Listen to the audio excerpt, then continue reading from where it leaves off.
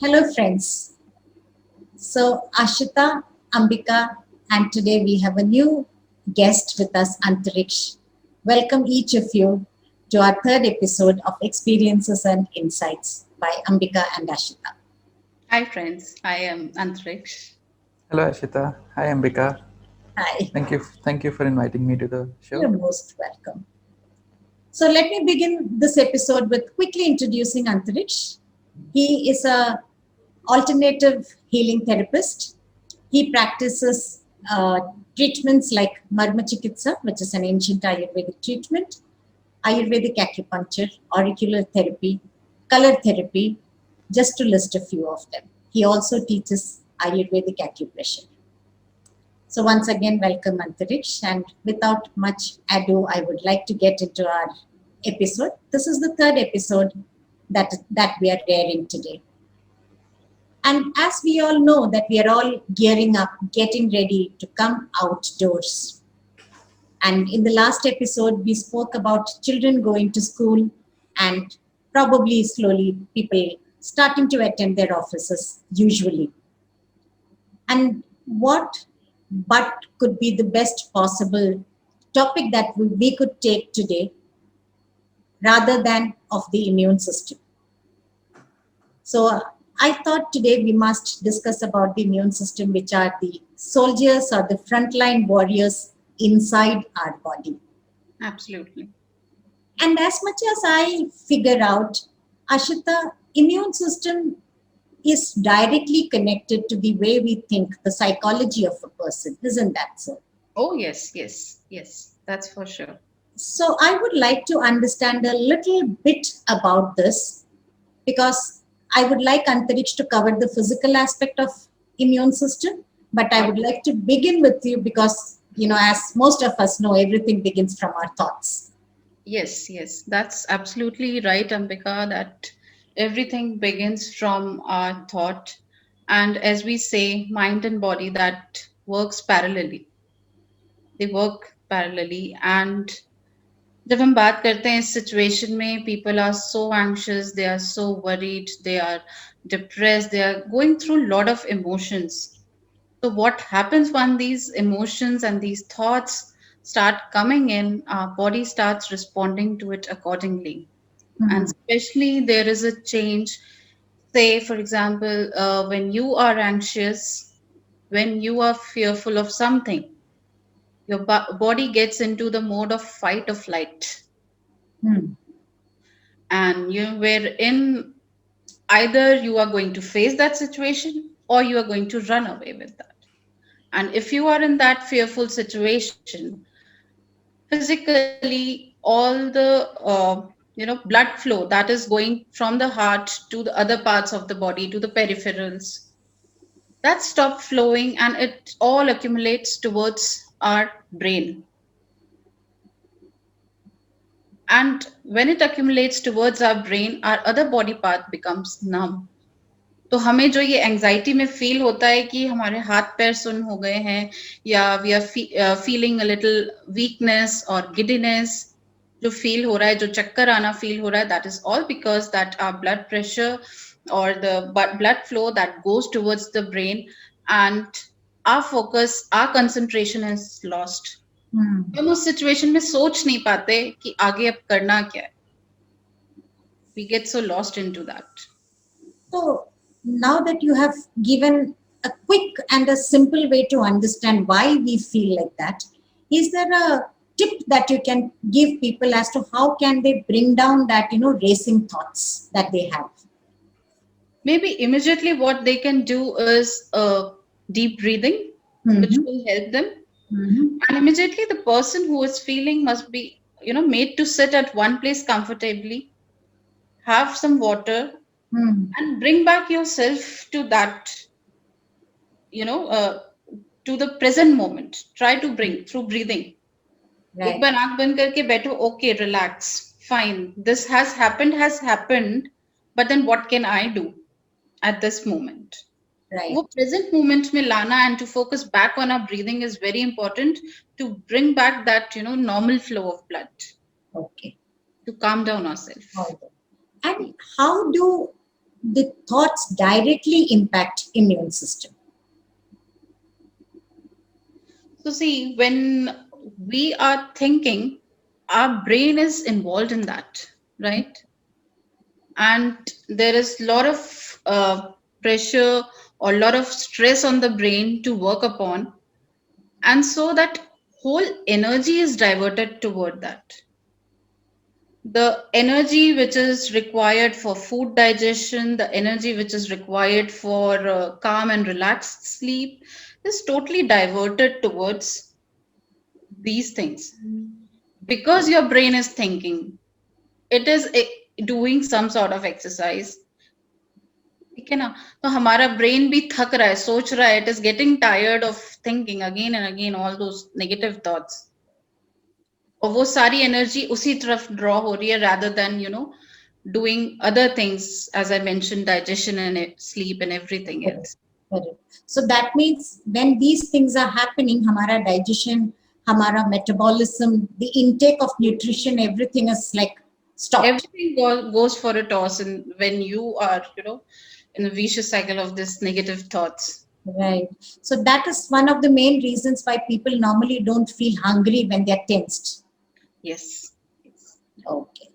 So yes, now from here we can really understand how it must be hampering the immune system. The soldiers are not getting the energy to take care of this body. And this is just because of one thought or a couple of thoughts that kind of triggered like that. So obviously I would guess that, when this kind of becomes a pattern, it may at times hamper some of our organs as well. Oh, definitely, definitely. And I think we are the best person to tell here. Yeah. Yes. So Ashita has given such a nice foundation as to how thoughts impact us. So taking that forward, Antriksh, if you could give me an example or two as to how organs may get affected and how immune system becomes deficient. Yeah, I'll try to make it as contextual as possible. Thank you for inviting me for this talk. And Ashita has rightly said our thought processes affect most of the uh, not just physical but also physiological functions of the body. And feelings like being startled, being in a fearful condition, these symptomatic issues of the or reactions of the body come to the forefront. When we are frightened, there is perspiration. So we can see direct correlation between how we feel and how it is expressed in the body. So there is a thought, and then there is a tangible experience of that thought, right, in the form of perspiration or body becoming cold, shivering, right. So there is a direct correlation, and there is no doubt about that. So I would just refer to Ayurveda for this point of view, since the issue that we are talking about is immunity. So immunity in Ayurveda is not a isolated phenomena. It is a fundamental of how the body functions. It is not considered on as a measure that is on a cellular level. It is not merely a cellular activity in Ayurveda. It is more about the coordination between the mind and the body. So if you look at it from a conceptual point of view, the the immune system is trying to protect the body, and we understand that body is an extension of the mind. So the immune system is essentially trying to protect the brain, because without the brain the body has no meaning.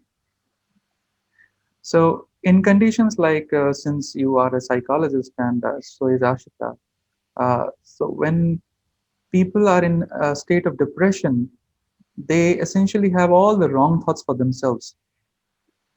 So the immune system itself has no reason to protect the brain, because the brain itself has no reason to exist.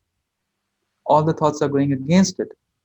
So in those cases, it is a widely known understanding and phenomenon that people who are in depression also tend to have low immunity. And this is the reason why everything is interconnected, everything has a purpose. right? It is not just a mechanical phenomena of cellular activity. Everything is driven by a reason. So Ayurveda looks at immunity as a effect of pitta. So we all have heard, in our everyday conversation with people, there's a vat problem. Oh, you have a pitta problem. Oh, you have a cough problem. So we do hear these jargons in everyday life, vat, pitta, and kapha. But Ayurveda essentially associates immunity with pitta, and with pitta, we if we go deeper, it is more about fire. So there is a place of fire in the human body, which is also known as the origin of fire in the human body, that is called Jatragni, the digestive fire. So people with a weaker digestive system also have weaker immunity because the fire, that Agni, is so low. So this pitta is considered to be the foundation of immunity in the human body. And when we talk about enhancing the immune system, we are also looking at enhancing the digestive fire as well. So the entire focus is upon the digestive system because that is the source of fire in human body. So there are different ways of enhancing this digestive system, this entire, you can say, foundation of the human energy mechanism, because that is the source of energy. We eat something, and that is how we get energy, right? We don't eat for 5 days, look what happens to us. So, this can be maintained in different ways. There are yoga postures for that, right? And there is a whole school of thought of maintaining how the digestive system. But if we go on with a simpler thought process, there are three chakras in the human body, especially the lower three chakras, which are very much associated with the functioning of the Annamaya Kosh, or the physical body that we are talking about. So these are the Mooladhara, going from bottom up, Mooladhara. Then there is what do you call, Swadhisthana, absolutely right. And then there is a solar plexus, which is also known as the Manibandha, the Manipura chakra. So Mooladhara, Swadhisthana, and Manipura.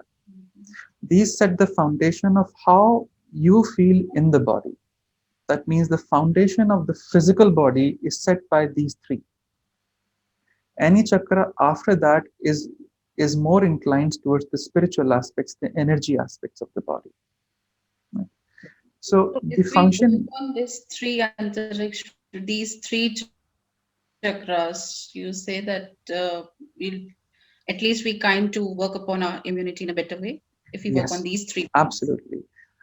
Scientifically in today's time, we also understand that 70% of the immunity lies in the guts, right? Yes, yes, So there is a correlation now. You can see there's a correlation between how Ayurveda looks at it, and how the modern system is actually coming to the same conclusion there.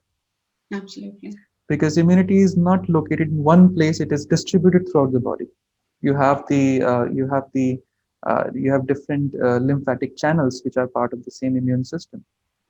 So, Antriksh, when we talk about chakra, they kind of sound so larger than life. So, is there an easy tip that you can give people, since you work a lot with colors?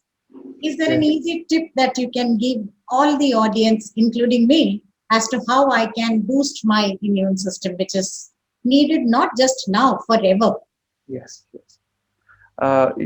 This immune system is absolutely important because nowadays, with the kind of life patterns we have, it becomes even more important to take care of the immune system. And the simpler the methods to take care of the more widely they are supposed to be, implemented in everyday life, because we want to keep things simple as possible. So it's just like, taking a pill is so easy, so it has to be easier like that. Yes. So, With colors, we can really help the immune system, and this technique has been used for children, and it really works wonders for children as well.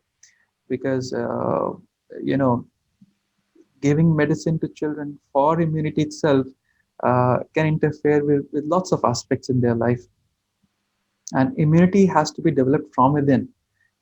It should not depend upon something coming from outside. So since we are talking about chakras, strengthening these centers, the three centers, is easy in a way that everybody can do it from any age group at any time. Oh, that's So what we do here is that uh, I generally use a black sketch pen. You can use any color that you like. Maybe if you're inclined towards natural colors, you can also do that, right? So this treatment or this system is very simple to apply. So what we do is that between the middle finger and the ring finger, if you trace down, there is a depression that goes up till this point.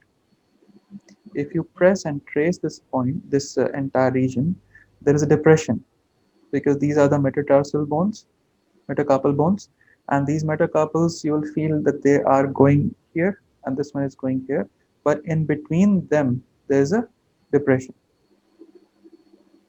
Yes. and it ends somewhere here, right? So what we do, these are the knuckles. Okay, yes. so we put a black circle or a ring just before the knuckles. Okay, I hope you can see that here, Yes, yes. right?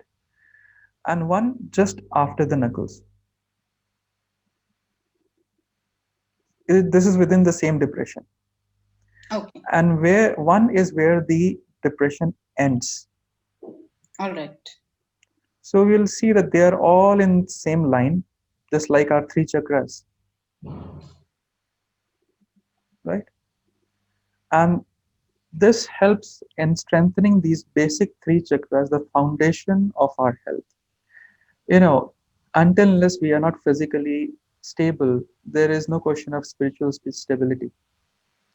So the body has to be stable, the physical body has to be stable for the rest of the three more chakras to function properly. Because here, which we can call as the root chakra or the Mooladhara, sets the foundation of every other chakra. Okay. So these three chakras, when they are stable, when they are functioning properly, Ashita, as we talked about, our gut is taken care of. So we are taking care of the Mooladhara, the foundation energy of everything in the human body.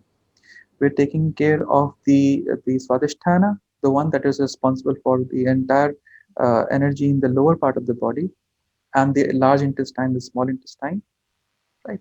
And we are taking care of the Jataragni, the solar plexus or the solar chakra, or the uh, Manipura chakra. So the digestive fire is also taken care of. So all the three chakras are activated and strengthened. So this is a very simple treatment and it works. It has been found to work very well with all age groups. So this is something that we can apply, and this has to be applied for at least 6 to 8 hours. So what you can do is that either you can keep it throughout the night, just apply it and keep it throughout the night, and in the morning you can just wash it off. Or in the morning you can apply and let it be there throughout the day. Whichever suits you, that's not really a problem. And this is supposed to be done on the left hand Yeah, this has to be done on the left hand with the black color. with the black color. Oh, that helps. So, And because this is such a easy thing that everyone can do, I guess, right? exactly, yes, yes. Absolutely. And just adding one more thing, which Ashita has talked about earlier, about the stability of the mind, Yeah. right? Because of which the rest of the organs suffer. So for that, there is uh, a location right into the center of the forehead between the two eyebrows. It's also known as the third eye or the third eye chakra or Jnana chakra. So what we can do is that we can stabilize this chakra with a very simple procedure. So what you can do is that you can sit straight, It's important to sit straight because when we stimulate the third eye chakra, a lot of energy flows from the top of the head downwards and from the bottom of the spine upwards. So the spine has to be erect for that to happen. Right. So the straight head and straight body. You can sit in whichever position you like, maybe Padmasana or whichever is comfortable to you. And here we would use the tip of the thumb. It's good that we use the tip of the thumb. We can use any finger, but the tip of the thumb is much better. So we can keep the rest of the fingers as support on the forehead because what we would be using is the tip of the thumb to stimulate the third eye chakra. So the stimulation is very gentle. The kind of pressure that you would put upon this area would be the same pressure that you put for your when you massage your eyes. So it's very gentle. There Okay. is not much pressure involved. So what we would do is that we would press it and release it 18 times. So the pace is very slow and very gentle. So it is done in this manner. You can close your eyes. So when I'm pressing, it's one, release, two, release, three, release, four, release. This is the way it can be done till 18 times. So we are not lifting our thumb from the place. No, no, we are not Okay. lifting the thumb because that lifting can also interfere in your because touch, when we touch a part of the body, our attention immediately goes to that, Yeah. right? Yeah. So this is the way of balancing the third eye, and when the third eye is balanced, as Ashita referred to earlier, the Disturbance that unnecessary, we. yes, the disturbance that is there in the mind, it comes to a standstill, and the organs which are being affected by the disturbance also come to a resting state. So this is what we can do in everyday life. These are simple things that we can include in an everyday life and make our life more simpler. Yes. Yes, great tips by both Ashita and Antriksh. And I think, I'm more curious to know about these two methodologies. Probably we should catch up and talk about it later on. And I'm sure all our audience also would enjoy trying these techniques. And our contact details, you can contact us by email. It is given in the description box. So thank you, Ashita. Thank you, Thank you, Anthony. Thank you, Ambika. Dr. And I request audience to let us know if they are doing practicing it. Let us know how it is impacting them. Absolutely. Because the more we try to do these things, the lesser we'll have to depend upon medicines. So, wishing everybody safety and a wonderful health and a great immune system. Thanks once again and see Thank you you. all soon.